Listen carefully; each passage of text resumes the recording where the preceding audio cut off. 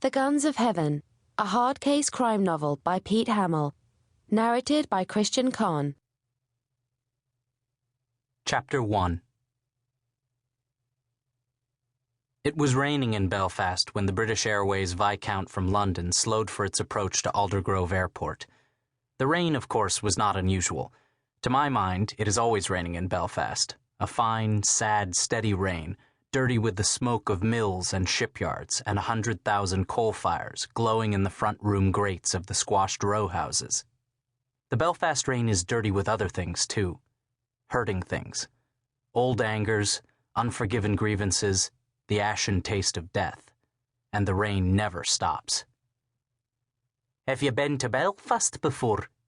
said the Scotsman in the seat beside me. I glanced at his florid face, his dying pipe and tweed jacket, as the plane bumped down on the runway.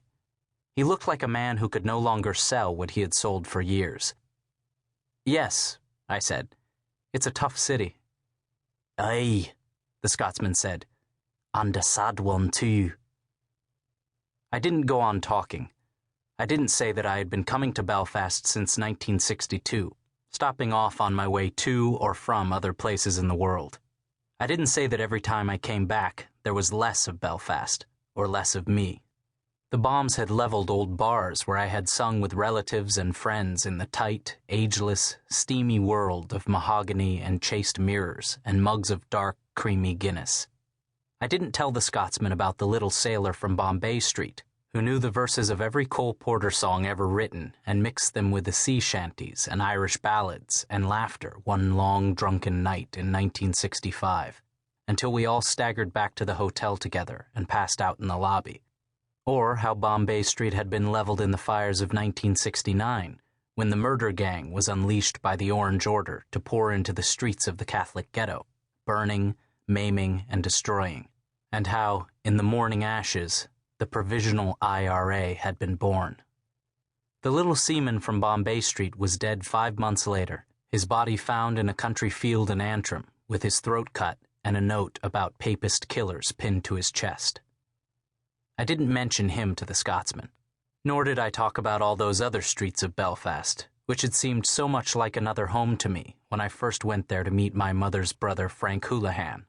Streets where everybody rode bicycles, where old men with cloth caps stood on corners and argued about soccer, or the effect of the Panama Canal on the weather of Ireland, where young girls left school at 14 to work in the mills, and fell in love with boys who made them gaudy promises of life in America or Australia or London town.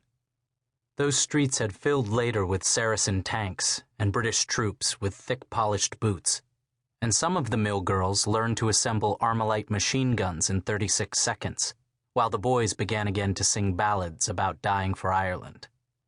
Others had left home, joining the endless Irish diaspora. Those who stayed were sadder and tougher each time I came back, and after a while I too had come to think of the 6 northern counties as occupied Ireland. But I didn't say that to the Scotsman. "Are you staying long?" "A few days and then home," I lied. I don't like people who ask too many questions on airplanes. "Well, try to enjoy it." "Thanks." The plane taxied to a stop, and we waited for the doors to open. Safety belts unclicked like the sound of rifles being cocked. Through the rain-streaked window, I could see British paratroopers lounging against the wall of the main building, loosely holding machine guns, a few of them smoking furtively.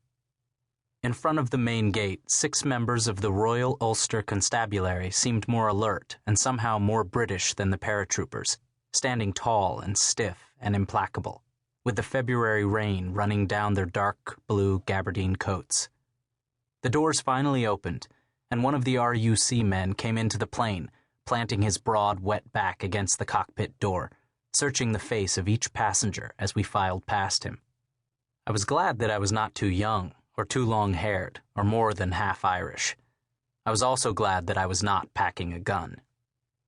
I went past him, carrying my Hermes 3000, and walked down the stairway. The Belfast smell blended with the rain, a compost of burning wax candles from too many churches, wet wool, and unwashed feet and cheap cigarettes, cordite and ruined plastic.